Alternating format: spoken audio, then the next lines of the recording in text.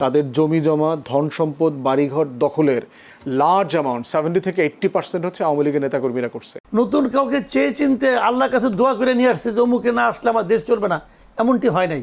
যে কেউ আসতে পারে, আওয়ামী লীগও আসতে পারে, জি, কিন্তু ডিপেন্ড করছে এই গভর্নমেন্টের উপর। শেখ হাসিনা যে ফিরে আসবে, চলতি বছরেই ফিরে আসার যে একটা ঘোষণা তিনি দিয়েছেন এনডিটিভিকে, সেই ফিরে আসাটা আসলে কতটা সহজ, বা বাংলাদেশের কারো কাছে এরকম কোনো খবর আছে কিনা যে শেখ হাসিনা খুব দ্রুত ফিরবে? না, আমি এটা বলতে পারবো না কারোর কাছে খবর আছে কি না। গোপনে কারোর কাছে খবর থাকতেও পারে, এটা তো আর আমার বলতে পারার কথাও না। আপনার সিনিয়র সাংবাদিক হিসেবে আপনাদের কাছে কোনো সময় ফোন এটা সিনিয়র জুনিয়র কোনো ব্যাপার না ভাই, এটা উনি আসবেন কিনা উনি জানেন। তবে আপনি আমাকে আপনি আপনাকে জিজ্ঞেস করতে পারেন যে এটা আসলে সম্ভাব্য কি হতে পারে, আশাটা রাজনৈতিকভাবে কতটা গ্রহণযোগ্য হতে পারে, অথবা কি মানে এর আসার পর কি হতে পারে, এটা নিয়ে আলোচনা করতে পারেন আপনি। দেখেন, উনি আসবেন কি আসবেন না এটা আপনাকে কনফার্ম হওয়ার জন্য 31শে ডিসেম্বর পর্যন্ত ওয়েট করতে হবে। কারণ উনি বলেছেন যে এই বছরের মধ্যে আসবেন, 31শে ডিসেম্বরের পরে তো এই বছর থাকবে না, কাজে আসলে উনি আগামী 5 মাসের মধ্যে আসবেন। এখন প্রশ্ন হচ্ছে আসবেন কিভাবে, অথবা আরেকটা প্রশ্ন হতে পারে আসলে পরে কী হতে পারে। এখন আসলে উনি আগে একবার বলেছিলেন, কিন্তু যখন ইউনূস সাহেব ক্ষমতা ছিলেন তখন বলেছিলেন যে উনি আশেপাশে আছেন, চট করে ঢুকে পড়বেন। তো এই চট আর শেষ হয় নাই। ওই চট মানে যে অল্প সময়, যে কোনো সময়, ওটা আমরা গত কয়েক মাসে দেখি নাই যে উনি চট করে ঢুকে পড়েছেন, অথবা ঢুকতেও পারেন, ঢুকে আবার চলে গেছেন, এটা হইতে পারে। ওইটা আমি বলতে পারবো না, কিন্তু আমরা সেরকম কিছু দেখিনি। এই দফায় উনি আসতে পারেন, আবার আসতে নাও পারেন, কিন্তু আসেন আর না আসেন, উনি যে কথাটা বলেছেন এটাকে আমি গুরুত্ব দিই। আগেরবার চেয়ে এবারটা গুরুত্ব দিচ্ছেন? হ্যাঁ, আগেটা গুরুত্ব দেন, এইবারটা গুরুত্ব দিচ্ছি কেন, অনেক সময় না মানুষ মানে আপনার কথা বলার সময় স্লিপ অফ টাং হয়ে যায়, অথবা আবেগে আপ্লুত হয়ে কিছু বলে ফেলা। কিন্তু যখন মানুষ একটা কিছু লেখে, তোর মধ্যে হিসাব নিকাশ করে লেখে, আবার লেখাটা একবার রিভাইজ দেয়, পরে বানান টানান দেখে, এরকম। ওনার যে ইন্টারভিউটা এনডিটিভি প্রচার করেছে, এটাকে লিখিত ইন্টারভিউ। আসলে এনডিটিভি ওনাকে প্রশ্ন পাঠিয়েছেন, উনি এটা লিখিত উত্তর দিয়েছেন। কাজে এটা ওনার চিন্তা ভাবনা করে বলা কথা। শেখ হাসিনার ভালো মন্দ নিয়ে আপনি যত কিছু বলেন না কেন, আমি কিন্তু শেখ হাসিনাকে মূর্খ মনে করি না। ওনার উনি মেধাবী লোক, কোনো সন্দেহ নেই এতে। একটা লোক এত অপকর্ম করছেন টানা 10-15 বছর, তাই না? একদম মানে কিছুই না বুঝলে, কিছুই না জানলে এটা পারতেন না, করছেন তো। জনবিক্ষোভ না হলে, মানে সর্বাত্মক মানে মানুষের বিক্ষোভ না হলে আমাদের দেশের যে পলিটিক্যাল পার্টি, এক্সিস্টিং যে পলিটিক্যাল পার্টিগুলি ছিল, এই পলিটিক্যাল পার্টির তো ওনাকে নামানোর অনেক চেষ্টা করছে, পারে নাই তো রে ভাই। শেষ পর্যন্ত পাবলিকের নামাইছে যায়নি, তাই না? কাজেই এটা মানে ওনার এই মানে মেধাটা উনি কোন জায়গায় ব্যয় করছেন ওনার ব্যাপার, কিন্তু ওনার মাথায় বুদ্ধি আছে, এবং এই বুদ্ধি খাটিয়ে উনি একটা কথা বলছেন। এই কথার রাজনৈতিক গুরুত্ব আমি মনে করি অনেক কীভাবে বলি আপনাকে। প্রথমত আমি যেটা মনে করি যে এর মাধ্যমে তার দলের যে নেতাকর্মী যারা আছে তাদের মধ্যে এক ধরনের, এটাকে কি বলবো, এক ধরনের এনার্জি, এক ধরনের এটা তৈরি হবে, এতে আমার কোনো সন্দেহ নেই। এর আবার নেতিবাচক দিকও আছে। এনার্জির ঠেলায় কেউ হয়তো লাফায় রাস্তায় চলে আসবে, এসে পুলিশের দুটো পেদানি খাবে, অথবা একটা মামলা হবে, আবার তার ফ্যামিলি কিন্তু একটা দুর্বিষহ অবস্থার মধ্যে পড়বে। এটা হলো একটা নেতিবাচক দিক। ইতিবাচক দিক হলো তারা ডিসেম্বর পর্যন্ত এই এনার্জিটা তাদের মধ্যে লালন করবে। তারা ডিসেম্বর পর্যন্ত ভাববে যে হয়তো আমার নেত্রী আসবে। দেখেন, প্র্যাকটিক্যালি চিন্তা করলে শেখ হাসিনার আইসা, বাংলাদেশে আইসা আবার নতুন করে আওয়ামী লীগের দায়িত্ব নেওয়ার মতো বয়স ওনার নাই। আসলে বয়স একটা ফ্যাক্টর, আপনি যত পাওয়ারফুল লোক হন, ট্রাম্পের জন্য কিন্তু বয়স ফ্যাক্টর। কাজেই ওনার সেই অ্যাবিলিটি আছে বলে আমি পার্সোনালি মনে করি না। এনডিটিভি তাকে একটা প্রশ্ন করেছেন, বাংলাদেশের বর্তমান সরকারের কিছু সীমাবদ্ধতার সুযোগে আওয়ামী লীগ আবার খানিকটা জনসমর্থন ফিরে পাচ্ছে বলে দাবি করা হচ্ছে। এই সমর্থনকে রাজনৈতিক সাফল্যে রূপ দেওয়ার মতো সাংগঠনিক শক্তি আসলে আওয়ামী লীগের আছে কিনা? বাংলাদেশের সরকারের কি সীমাবদ্ধতা তাকে আসার পথটাকে পরিষ্কার করে দিচ্ছে কিনা? না, এটা এভাবে আমি বলবো না। শুনেন, বাংলাদেশে যতবার সরকার পরিবর্তন হয়েছে, যতবার যখন নতুন কেউ একটা ক্ষমতা এসেছে, প্রতিবারই আমি দেখেছি যেটা, নতুন যারা ক্ষমতা নিয়েছে তাদের জনপ্রিয়তার কারণে জনগণ তাদেরকে বসিয়েছে তা কিন্তু নয়। প্রতিবারই ক্ষমতা পরিবর্তন হয়েছে, যারা ক্ষমতাসীন ছিল তাদের অজনপ্রিয়তার কারণে জনগণ তাদেরকে নামিয়ে দিয়েছে। নামানোর পর যে আসছে কিন্তু নতুন কাউকে চেয়ে চিনতে আল্লাহর কাছে দোয়া করে নিয়ে আসছে যে অমুকে না আসলে আমার দেশ চলবে না, এমনটি হয় নাই। বাংলাদেশে এবার নির্বাচনও তাই। এবারে নির্বাচন তো কোনো কেউ ছিল না, এবারে নির্বাচনটা একটু ডিফারেন্ট। এবারে নির্বাচন তো আর ইমিডিয়েট পাস তো সে তো আগেই পালাই গেছে, কাজে এইটা অন্যরকম। কিন্তু এর আগের প্রতিবারই কিন্তু একই রকম ছিল। তো এখন সেই জিনিসটা মানে আপনার এই গভর্নমেন্ট আসছে মাত্র 4 মাস, এই গভর্নমেন্টে যদি দেশ চালাতে ব্যর্থ হয়, এই গভর্নমেন্ট যদি মানুষের প্রত্যাশা পূরণ করতে ব্যর্থ হয়, তাহলে মানুষ অবশ্যই নতুন কাউকে আনবে। এখন সেটা আওয়ামী লীগকে বাদ দিয়েই হবে আমি এভাবে মনে করি না। যে কেউ আসতে পারে, আওয়ামী লীগও আসতে পারে, কিন্তু ডিপেন্ড করছে এই গভর্নমেন্টের উপর। এই গভর্নমেন্ট যদি ভালোভাবে চালায় তাহলে দেখবেন যে আওয়ামী লীগ অপ্রাসঙ্গিক হয়ে গেছে। আমি আরও কয়েকটি বিষয় নিয়ে আসবো সেই ফিরে আসা নিয়ে।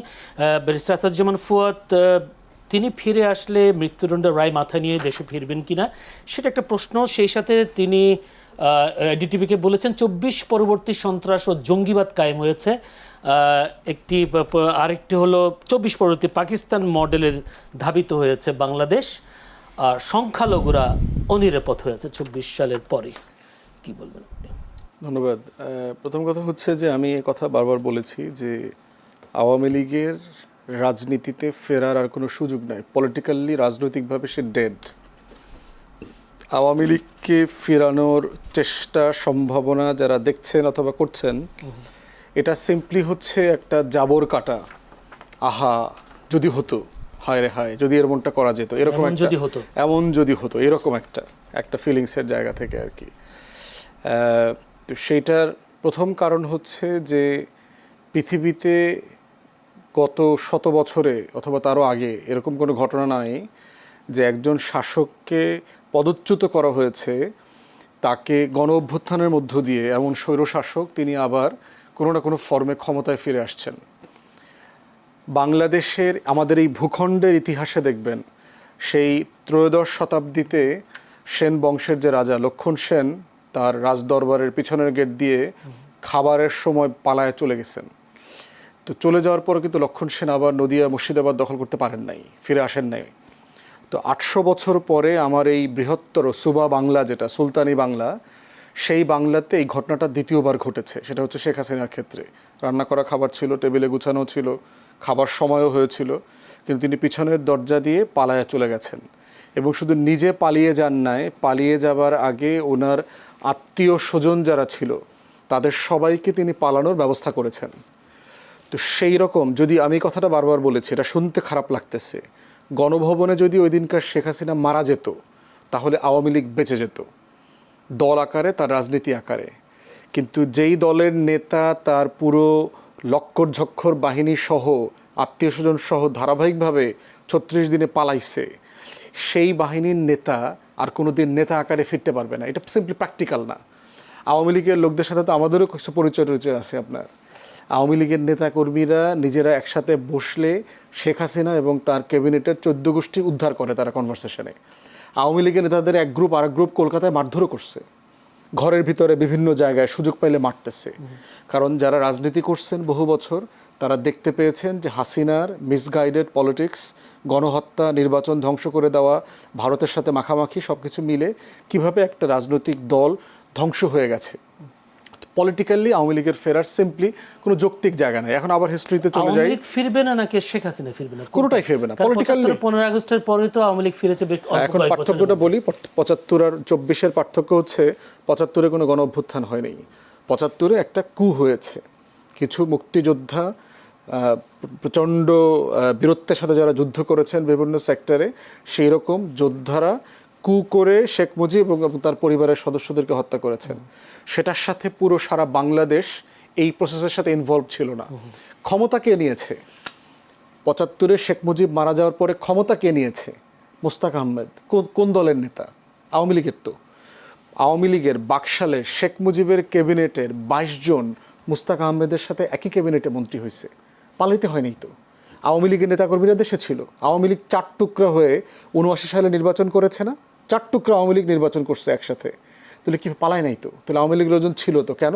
কারণ হচ্ছে শেখ মুজিবের অন্যায় অপকর্মের বিরুদ্ধে কু হয়েছে, পরিবারের সদস্যদেরকে হত্যা করা হয়েছে, সারা দেশবাসী খুশিও হয়েছে, কিন্তু গণ অভ্যুত্থান হয়নি এবং শেখ মুজিব পালায়া যায় নাই। এটা হলো সবচেয়ে বড় জিনিস। শেখ মুজিব দেশে ছিল, দেশে বসে সে খুনের শিকার হয়েছে। আপনি বলছেন 79 সালে নির্বাচন করেছে, কিন্তু এবারে যদি সুযোগ দিলে তো আওয়ামী লীগ নির্বাচন করবে। প্রশ্নে আসে নির্বাচন, গণ অভ্যুত্থান আর ওই কুয়ের শিকার হয়ে আওয়ামী লীগের ফিরে আসা তো এক জিনিস না। তাকে পদচ্যুত করা হয়েছে, তো পদচ্যুত করে যে পালায়া চলে গেছে তাকে আবার ক্ষমতায় আনা অথবা নির্বাচন করা, ক্ষমতা রাজনীতি করতে দেওয়ার আলোচনাটা কখন আসবে? যখন তার 17-18 বছরের কুকর্মের, খতিয়ানের, আমলনামার, গণহত্যার, নির্বাচন ধ্বংস করার, অর্থনীতি ধ্বংস করবার বিচার আচার হবে। এই নেগোসিয়েশন তাকে করতে হবে। যেই দলের একটা নেতাকর্মী এখন পর্যন্ত জাতির কাছে ক্ষমা চায় নাই, তারা শুধু ক্ষমা চাই না, বরং তারা এখনো পর্যন্ত মিছিল মিটিং করে হাসিনার কর্মকাণ্ডের প্রশংসা করে যাচ্ছে। তারা কেউ এটার বিপক্ষে কথা বলছে না। অতএব সেরকম একটা দলকে নেগোসিয়েশনের সুযোগ, রিকনসিলিয়েশনের সুযোগ আপনি কোথায় দেবেন? হ্যাঁ, পার্থক্য কোথায়? যারা ফৌজদারি অপরাধ করেছেন তাকে ফৌজদারি বিচার করবেন, রাজনীতি অন্য জিনিস। আওয়ামী লীগ দল আকারে রাজনীতি করতে পারবে না, কিন্তু ব্যক্তি যারা কোনো ফৌজদারি অপরাধ করেন নাই, যারা অন্যায় করেন নাই, তাদেরকে মিথ্যা মামলা দিয়ে হেনস্থা করা, চাঁদাবাজি করা, তারপরে তাদের ব্যবসা বাণিজ্য দখল করা, সেইটা হচ্ছে আইনের শাসনের লঙ্ঘন। ওই সীমাটা আমাদেরকে মেনে চলতে হবে। সেক্ষেত্রে আমি যেটা প্রশ্ন করেছিলাম যে 24 পরবর্তী পাকিস্তান মডেলের দিকে ধাবিত হচ্ছে দেশ, 24 পরবর্তী সন্ত্রাস ও জঙ্গিবাদ কায়েম হয়েছে, সংখ্যালঘুরা অনিরাপদ, এই 3টা অভিযোগ তিনি করেছেন। প্রথম কথা, সংখ্যালঘু ব্যবসা দেখেন, বাংলাদেশে সংখ্যালঘু নিরাপত্তাহীনতা এটা একটা দিল্লির বয়ানের পলিটিক্স, যেটা আওয়ামী লীগ কন্টিনিউ করে যাচ্ছে।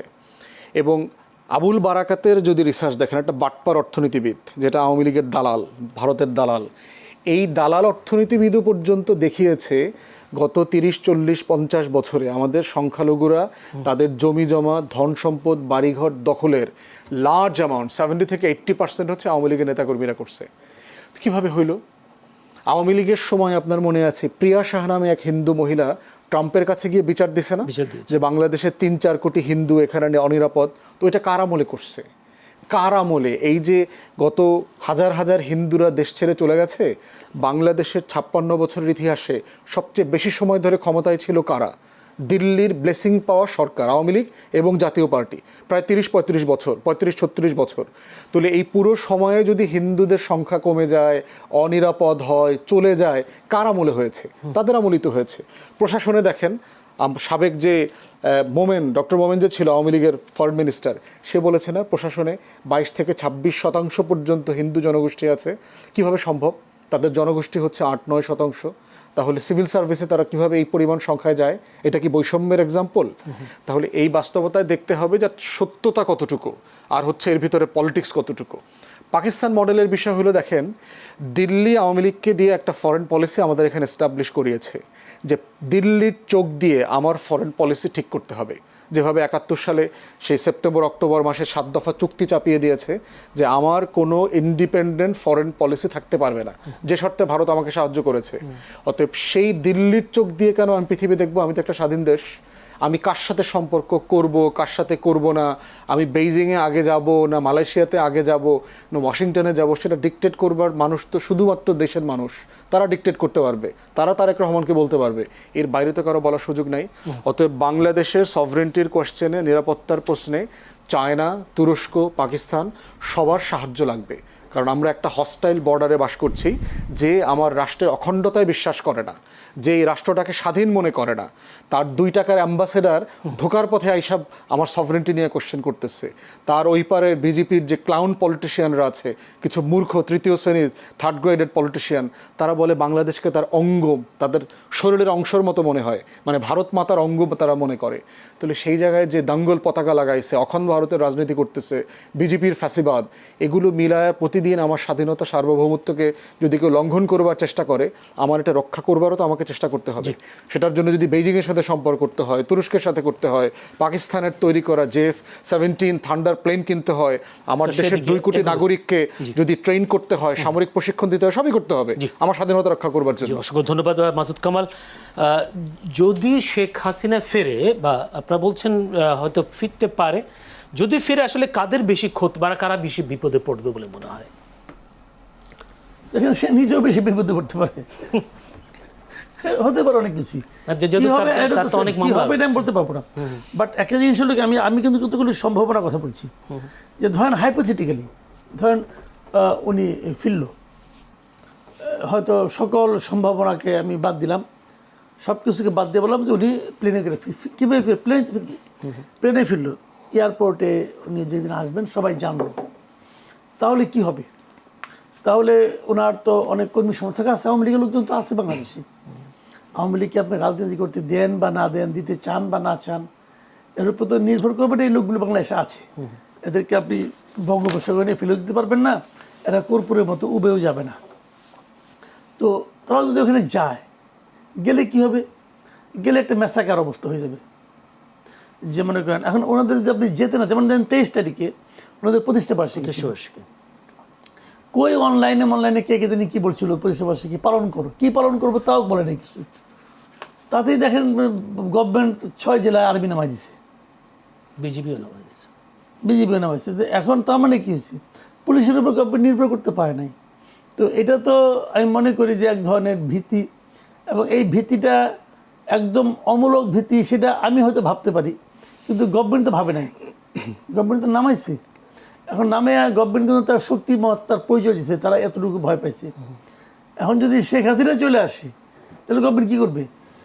গভর্নমেন্ট তো বলতে ঠিক আছে, ওখানে কেউ যাইতেই পারবে না, ওখানে 144 অথবা আপনি কারফিউ দিয়ে দিলেন, ধরলাম সবই ধরলাম, যে তারপর সে আসলো।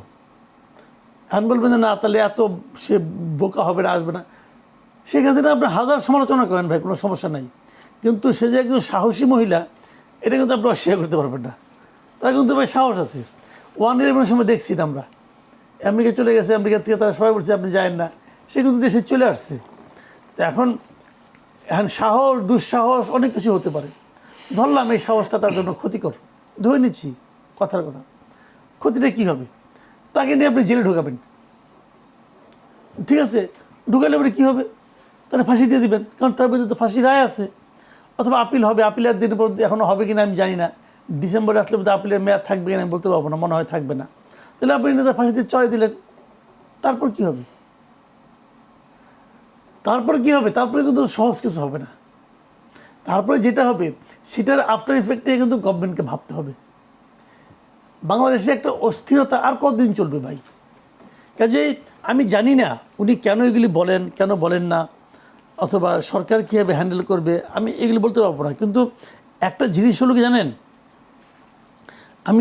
আমি নিজে সবসময় মনে করি যে দেশে অস্থিরতা বেশি দিন থাকা ঠিক না।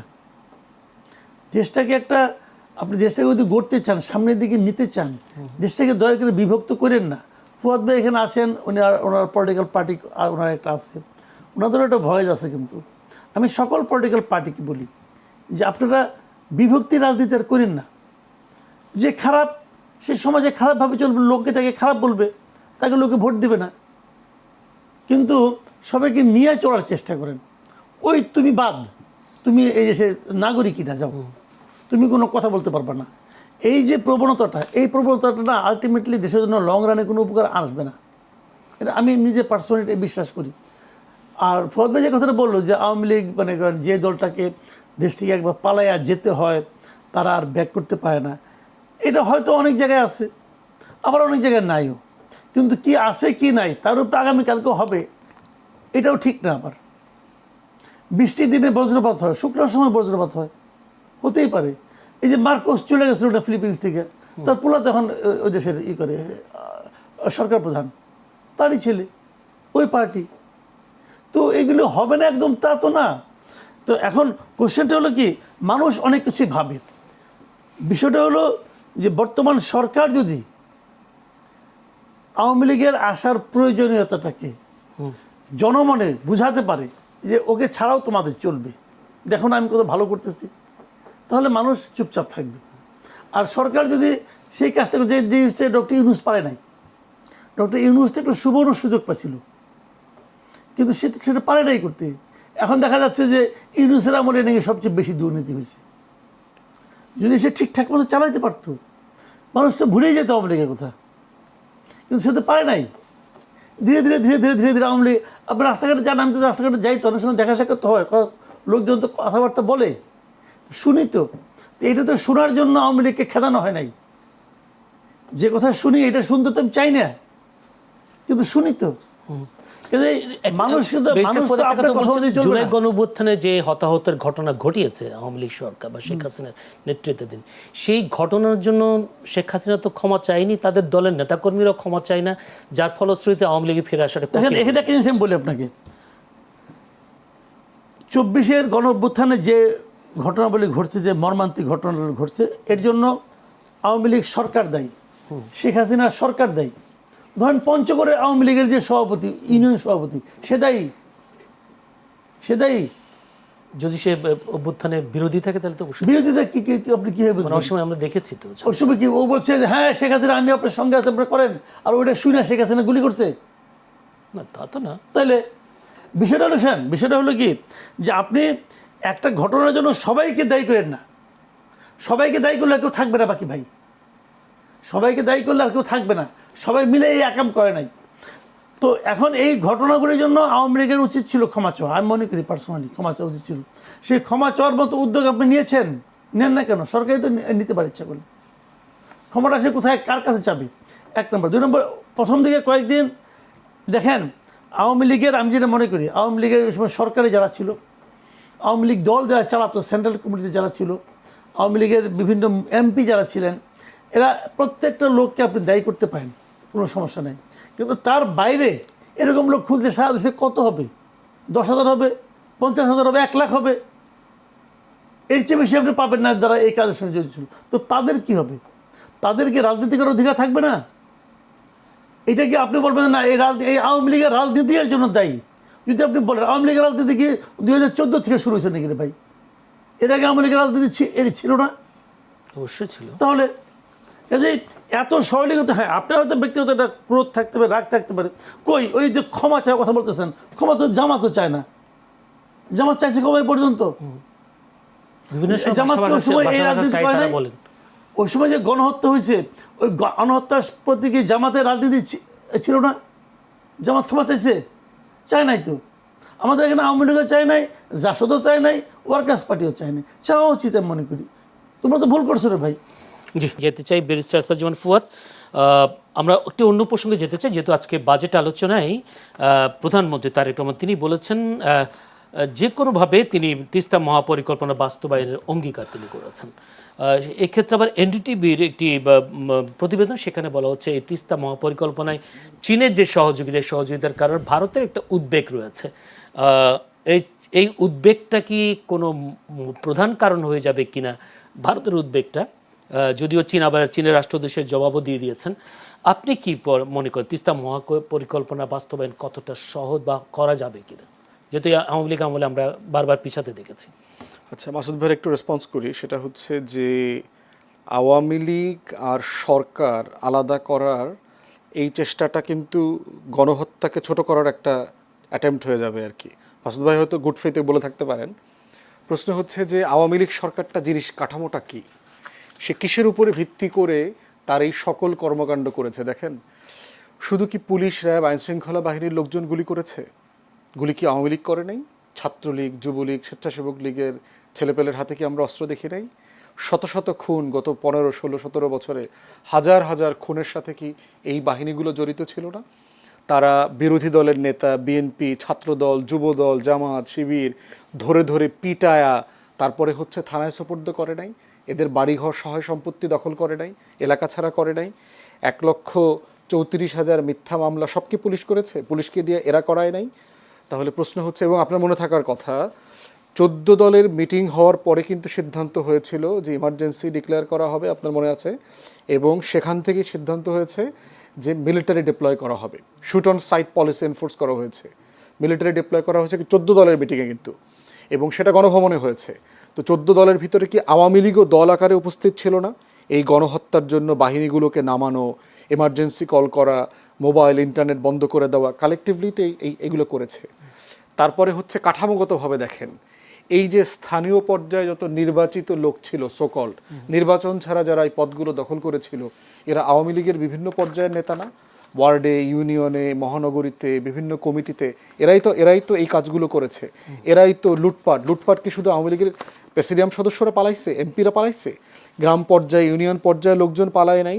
আমাদের অধিকাংশ গ্রামে গঞ্জে আওয়ামী লীগের নেতাকর্মীরা তো পলাতক, যারা বিএনপির সাথে লিয়াজো করে টাকা পয়সা দিয়ে টিয়া ম্যানেজ করে থাকতে পারতে থাকতেছে, বাইরে পাঠাইছে। প্রশ্ন হচ্ছে আপনি কাকে কতটুকু শাস্তি দেবেন, তার অপরাধ কতটুকু? ধরেন ওই জেলার ইউনিয়নের যে আওয়ামী লীগের সভাপতি যার কথা বলছেন মাসুদ ভাই, যে তার অপরাধ হাসিনার অপরাধের সমান না। হাসিনার যদি মৃত্যুদণ্ড হয় এই হাজার হাজার খুনের জন্য, তার এইরকম একটা ফ্যাসিস্ট কাঠামো টিকিয়ে রাখার জন্য, এরকম একটা জঙ্গি গোষ্ঠীকে 17 বছর টিকিয়ে রাখার জন্য তার হয়তো 6 মাস হইতে পারে, 9 মাস হইতে পারে, অথবা কোনো কিছু হইতে পারে না। সে হয়তো একটা কমিশনের কাছে গিয়ে দুঃখ প্রকাশ করবে যে আমি এই ফ্যাসিবাদী কাঠামোর সাথে জড়িত ছিলাম, এটাই আমার ভুল। তাহলে আপনি কি করবেন? আমি ইতিমধ্যে আপনার করে ফেললে ঠিক হয়ে যাবে? হ্যাঁ, অনেক প্রসেস হইতে পারে, তওবা কমিশন হইতে পারে। আমি এটার একটা ডিটেল প্রস্তাবনা আপনার সাথে সহ বিভিন্ন জায়গায় বলেছি যে আমাদের একটা পাবলিক হিয়ারিং কমিশন করা দরকার, গণশুনানি কমিশন, যেটা আমেরিকাতে সিনেট হিয়ারিং হয়, কংগ্রেশনাল হিয়ারিং হয়, ব্রিটিশ পার্লামেন্টে হয়, যেখানে আপনার দক্ষিণ আমেরিকা থেকে শুরু করে যেখানে যেখানে গণহত্যা হয়েছে সেরকম বহু দেশে এরকম কাঠামোগত গণশুনানি আছে, যেখানে এসে ভিকটিমরা কথা বলবে, রাজনীতিবিদরা কথা বলবে, সাংবাদিকরা কথা বলবে, মানবাধিকার কর্মীরা কথা বলবে, আওয়ামী লীগের নেতাকর্মীরাও গিয়ে কথা বলবে, তারা গিয়ে কনফেশন করবে যে কে কতটুকু অন্যায় করেছে, করে নাই, এবং তখন আপনি ফৌজদারি মামলা হিসাবে হিসাব করবেন। সেক্ষেত্রে তো মাসুদ ভাই বলছেন যে আওয়ামী লীগ ক্ষমতা কেন চাইবে? জামাতও তো ক্ষমতা চায়নি, জাসদ ক্ষমা চায়নি, সেটার জন্য দায় কার? সেই দায় কি আমাদের জেনারেশনের, মানে 2024-এর গণ অভ্যুত্থান যারা করছে তাদের দায়? এটা তো ওনাদের জেনারেশনের ফেইলিওর। যারা গত 40-50 বছর ধরে পলিটিক্স করছে, পলিটিক্যাল পার্টিসগুলো, তাদের কালেকটিভ ফেইলিওর যে তারা সেই কাজটা কেন করতে পারে নাই। তাহলে প্রশ্ন হচ্ছে আপনি 24-এর ফ্রেমকে তো 24-এর মতো করে ডিল করবেন, আপনি কি 71-এর ফেইলিওরটাকে কন্টিনিউ করতে চান? ওখানে কাউকে দোষী করা যায় নাই, অ্যাকাউন্টেবল করা যায় নাই, সো 24টাও আমরা মাফ করে দেবো, মানে এটা তো হইতে পারে না। আপনি পুরাতন একটা অপরাধের বিচার করতে পারেন নাই, এই জন্য কি আপনি 24-এর অপরাধের বিচার করবেন না? তাহলে কাঠামোগতভাবে তো এই জিনিসকে আমরা মেনে নিতে পারি না। যারা গণহত্যা ধ্বংস করেছে, তারা আমাদের ফাইন্যান্সিয়াল সেক্টর, আপনি বাজেট নিয়ে আলোচনা করবেন, এই বিএনপিকে এখন আমরা যত সমালোচনা করব, এর প্রত্যেকটা সমালোচনার রসুনের কোয়া তো আপনার আওয়ামী লীগের মধ্যে, তার 17-18 বছরের শাসনের যে কাঠামো, যেগুলো আমরা এখনো ফেস করতেছি। সেই জন্য হচ্ছে আওয়ামী লীগের ব্যাপারে গণশুনানি কমিশন করেন। অনেকগুলো মডেল আছে, আমি অনেকগুলো মডেলের কথা এর আগে বিভিন্ন সময় বলেছি। আপনি সাউথ কোরিয়ান মডেলের কথা বলবেন, অথবা জার্মানির মডেলে যাবেন, অথবা হচ্ছে আপনি রিসেন্ট কোনো মডেল আপনি আবিষ্কার করবেন, রুয়ান্ডার মডেলে যাবেন, এগুলো নিয়ে কথা বলেন, সরাসরি কথা বলেন কি অপশনে যাবে। কিন্তু পলিটিক্স ইজ অন্য জিনিস, পলিটিক্যালি তার কোনো স্পেস থাকতে পারবে না এই কাজের পরে, বিচারিক প্রক্রিয়া শেষ না হওয়া পর্যন্ত। তিস্তা মহাপরিকল্পনা বাস্তবায়ন নিয়ে প্রথম কথা হচ্ছে যে উদ্বেগ দেখেন কিনা, রাইট, প্রশ্ন হচ্ছে যে ভারতের উদ্বেগ থাকা না থাকার বিষয়ে আপনি আলাপ করতে পারেন, কিন্তু প্রশ্ন জিনিসটা আমার করা দরকার সেই জিনিসটা আমাকে করতে হবে। আমি ধরেন যদি বেশি পেঁয়াজের চাষ করে আমি ইন্ডিপেন্ডেন্ট হয়ে যাই, আমার আর পেঁয়াজ ভারত থেকে আমদানি করার না লাগে, এই প্রশ্নটা কি ভারতের উদ্বেগের সাথে সংশ্লিষ্ট, অথবা আমার কিছু যায় আসে কিনা? আমি যদি এখানে পদ্মা ব্যারেজ করে আমার 34-35টা জেলার কৃষক, আমার যারা জেলেরা আছেন, আমার যারা ওই পাড়ের মানুষগুলো আছেন, কোটি কোটি মানুষ, তারা যদি সচ্ছল জীবনযাপন করতে পারে, তাহলে সেটা নিয়ে কি ভারতের উদ্বিগ্ন হওয়ায় আমার কিছু যায় আসে কিনা? আমি যদি সীমান্ত পাহারাদার বাড়াই সংখ্যায়, সীমান্তে আমি আধুনিক অস্ত্র দেই, আমি যদি ক্যামেরা লাগাই, রাতের ভেতরে নাইট ভিশন ক্যামেরা দেই, এইটা করাই, রাডার বসাই, তারপরে ড্রোন ইউজ করি, এতে কি ভারতের উদ্বিগ্নতায় আমার কিছু যায় আসে কিনা? প্রথম কথা হলো আমার যায় আসে না, কিছু যায় আসে না। আমি যেটা করব আমার দেশের স্বার্থে এটা করা দরকার কিনা, তারপর হবে বলে মনে হয়, হবে কিনা সেটা অন্য আলোচনা। বাট কনসার্নের কথা বলছি যে দিল্লির এখানে কনসার্ন আছে, এটাতে প্রথম কথা হচ্ছে আমার কিছু যায় আসে না কার কি কনসার্ন আছে।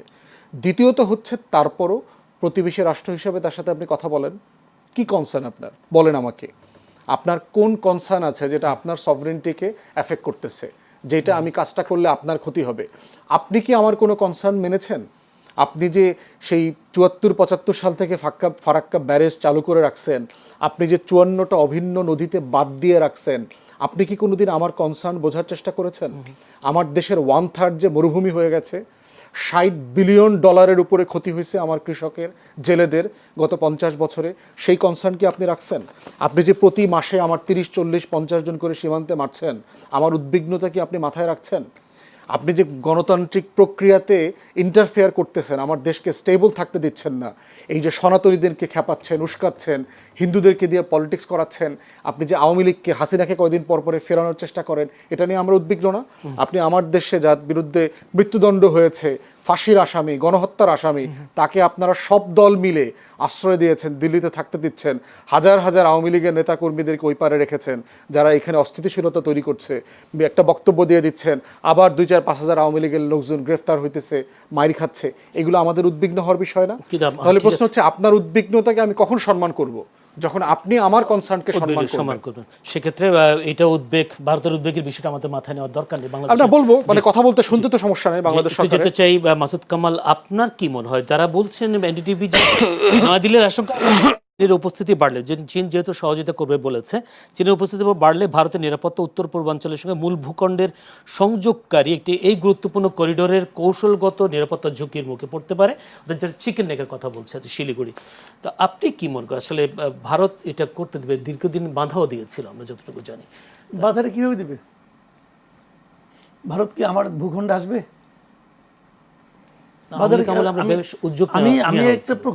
আমি একটা সহজ কথা ভাই, আমি একটা প্রকল্প করব, কোথায় করব? আমার ভূখণ্ডে করব। কেন প্রকল্পটা করার দরকারটা কি আমাদের? কারণ আমরা আমার এখানে পানি পাচ্ছি না। পানি পাচ্ছি না কার জন্য? ভারতের কারণে। ভারত আমাকে পানি দিচ্ছে না, সেটা আপনি খুব ঠান্ডা মাথায় দেখেন যে তার কারণে আমি পানি পাচ্ছি না। তো আমি ওনাকে ডিস্টার্ব না করে, ভারতকে ডিস্টার্ব না করে, আমি আমার পানির জন্য আলাদা একটা ব্যবস্থা করতেছি। কারণ এই ব্যবস্থাটা আমি করতে পারছি না, আমি আরেকজন লোককে দাওয়াত করে দেবে, তুমি কাজটা আমার করে দাও। এখন ভারত বলবে না, তুমি ওরা আসতে দেবো না। কেন আসতে দেবেন না ভাই আপনি? ও তো আপনার জায়গায় আসবে না, ও তো আমার জায়গায় আসবে। কারণ আমার জায়গায় আমি কি আমার সমস্যা মেটানোর জন্য যেটাকে আমি ভালো মনে করি সেটাকে আমি করতে পারবো না? আমি পারবো না কেন? আপনি যদি মনে করেন যে ও আসলে পরে আপনার সমস্যা হতে পারে, আপনি মনে করেছেন, ঠিক আছে, আপনি মনে করতেই পারেন, তাহলে আপনি পানি ছেড়ে দেন, তাহলে আপনি পানি ছেড়ে দিলে পারেন, তাহলে তো আমার এই কামটা করতেই হয় না। ভাই কথাটা সিম্পল, আপনাকে উদ্বেগ থেকে মুক্ত রাখার জন্য আমি না খেয়ে মরে যাবো, এটা কেমন আবদার ভাই? এটা কেমন আবদার হলো? আপনি আপনি একটু উদ্বিগ্ন হবেন, এই জন্য আমাকে না খেয়ে মরতে বলেন আপনি, আমি রাজি হবো। আমি যদি আমার মধ্যে মিনিমাম নিজের প্রতি ভালোবাসা থাকে, এটা মানবো। পৃথিবীর কেউ মানবে? মানবে না তো। ওনারা ওনাদের কথা বলবে, আমরা আমাদের কাজ করে যাবো। হ্যাঁ, সেই সাথে নতুন একটি বিষয়টা সামনে এসেছে সম্প্রতি, নো আর্জেন্টিনা, নো ব্রাজিল, লা ইলাহা ইল্লাল্লাহ, এরকম স্লোগান দেওয়া একটা মিছিলের ভিডিও সামাজিক যোগাযোগে ছড়িয়ে পড়েছে। যারা মিছিলে অংশ নিয়েছেন তাদের হাতে ইসলাম ধর্মের কালেমা লেখা সাদা কালো পতাকা। জাস্ট এই পতাকাটা, প্রশ্ন হচ্ছে নিতান্তই ধর্মীয় অনুভূতি থেকে এসব করেছেন নাকি কোনো বিদেশি শক্তির স্বার্থে কাজগুলো হচ্ছে? যেহেতু ভারতে ইসরায়েলের রাষ্ট্রদূত রিউভেন আজা যেদিন অভিযোগ করলেন যে বাংলাদেশ ও পাকিস্তানে ফিলিস্তিনি স্বাধীনতাকামী সংগঠন হামাসের তৎপরতা রয়েছে, ঠিক সে সময়ে বাংলাদেশে এই ধরনের একটি কার্যক্রম, এটা কি কোনো ধরনের ষড়যন্ত্র কিনা অন্যান্য দেশের, নাকি আদৌ আমাদের দেশে এই ধরনের কোনো? এটা যে কোনো কিছু হতে পারে, এটা নিয়ে আমার কোনো বক্তব্য নাই। কিন্তু আমার বক্তব্য হলো কি, লা ইলাহা ইল্লাল্লাহ পতাকা লাগাইতে হবে, লাগাই নিয়ে তারপরে এটার সঙ্গে অন্য কারোর সঙ্গে তুলনা করতে হবে, এই চিন্তাটাই তো খারাপ। মানে লা ইলাহা ইল্লাল্লাহ কথাটা আমি যে কারণে বলি, এটা আমি যে কারণে বলি, এই পতাকাটা আমি যে কারণে উড়াবো, তার সঙ্গে কি ব্রাজিল আর্জেন্টিনা পতাকার সঙ্গে কি কোনো রকম বিরোধ তৈরি করে? এটা দুটো কি একই লাইনে আলাপ হলো? এক লাইনে আলাপ হলো না তোরে ভাই। তো এখন এটার সঙ্গে মিলানোর দরকারটা কি? এটা যারা মেলানে এভাবে দেখেন, সব খালি নো ব্রাজিল, নো আর্জেন্টিনা বলার দরকার নেই তো ভাই।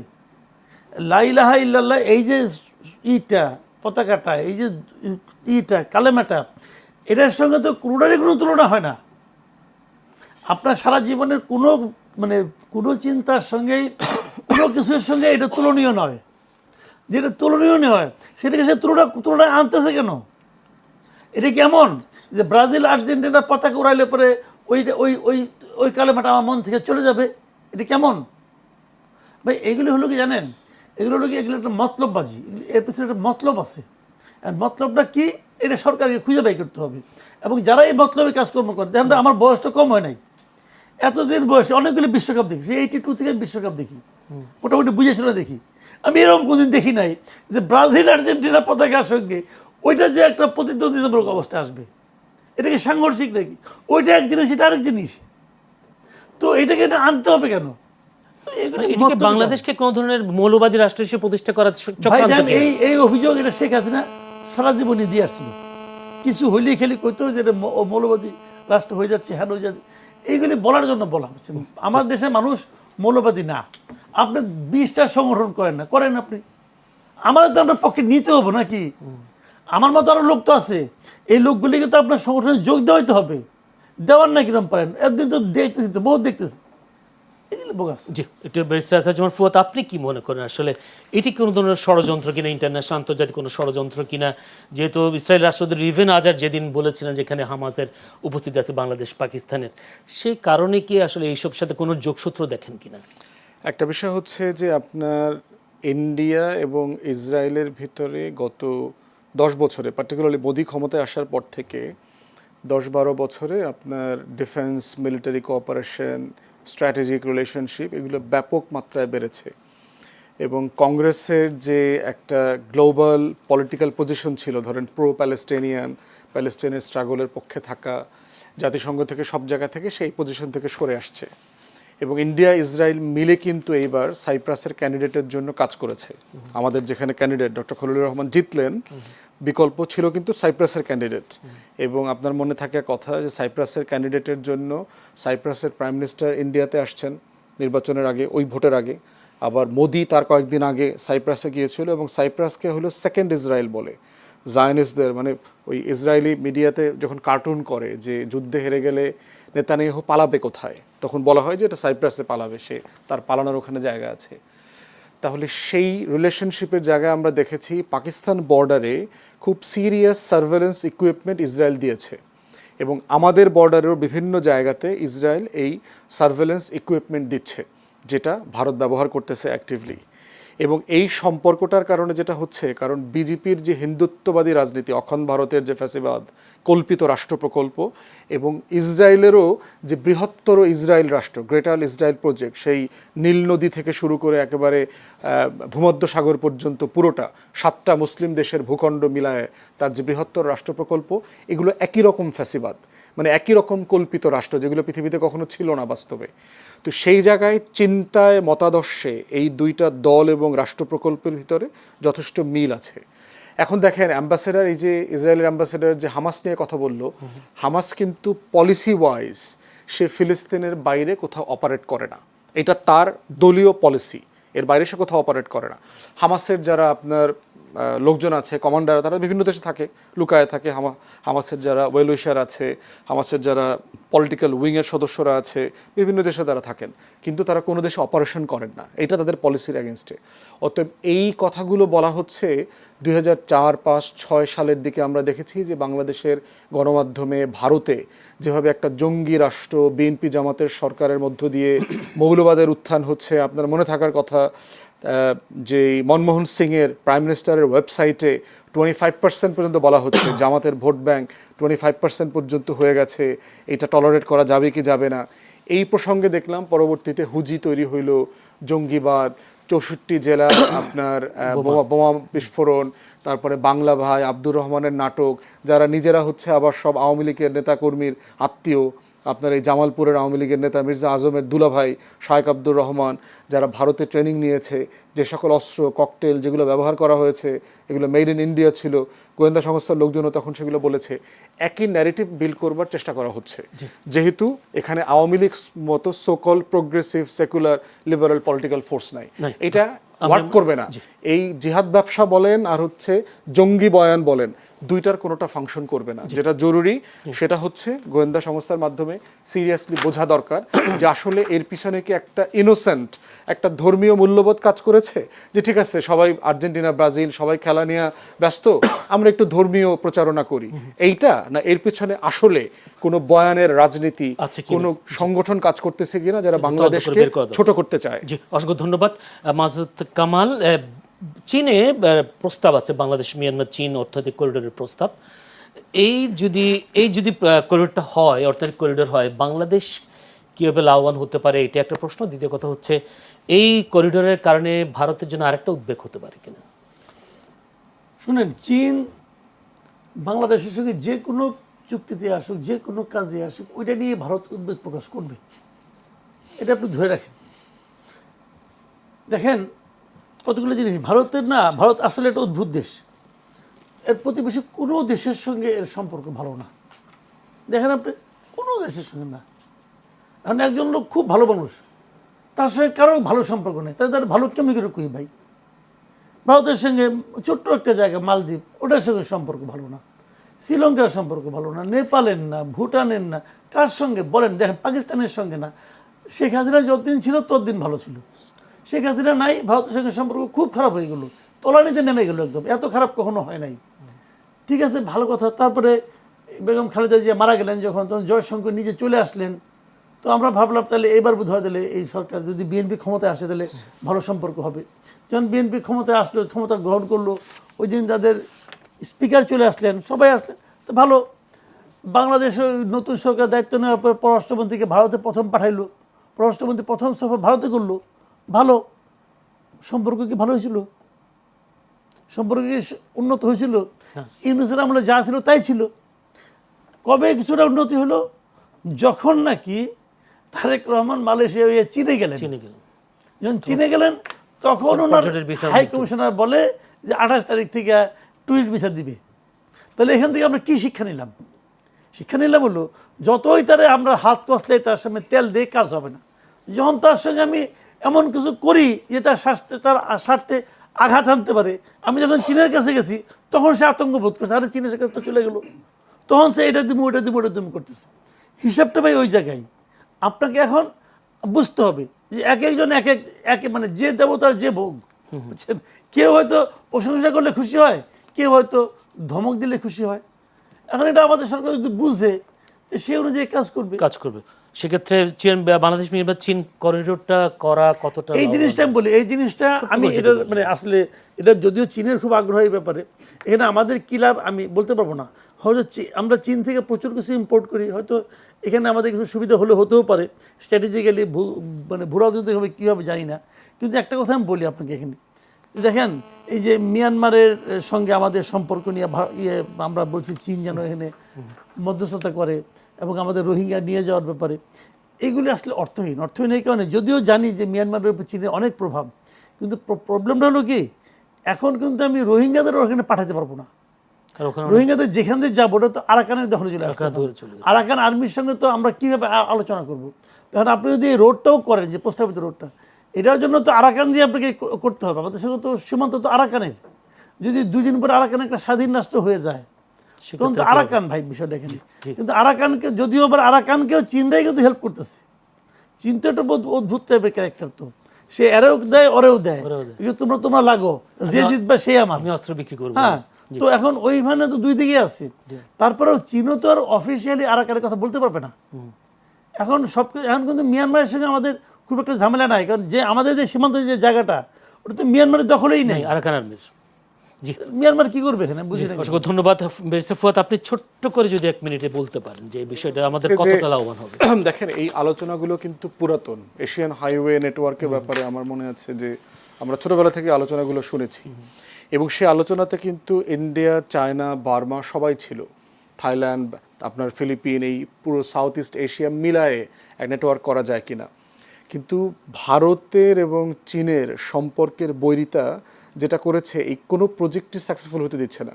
ভারত দেখেন মানে সার্কটাকে একেবারে প্রতিবন্ধী করে দিয়েছে, ফেল করে দিয়েছে।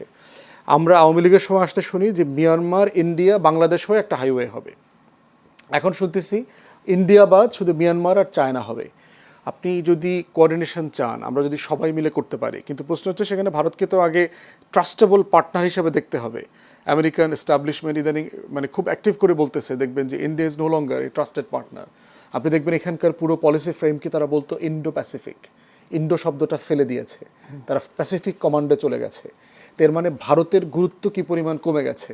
তারপরে আমেরিকা এবং ইসরায়েলের যে কনফ্লিক্টে পাকিস্তান যে রোল প্লে করেছে ইন্টারন্যাশনালি, সব কিছু মিলায় হচ্ছে এটা সিম্পল ট্রাস্টের ব্যাপার, যেটা ভারতকে আর করা যাচ্ছে না। বাট যদি করা নাও যায় সেক্ষেত্রে আমরা আলাদা করে ট্রানজিট করব। তো সেক্ষেত্রে বার্মার যে ইন্টারনাল প্রবলেম আছে, যেটা মাসুদ ভাই বললেন, সেটা আমাদেরকে বিবেচনায় নিতে হবে। অসংখ্য ধন্যবাদ।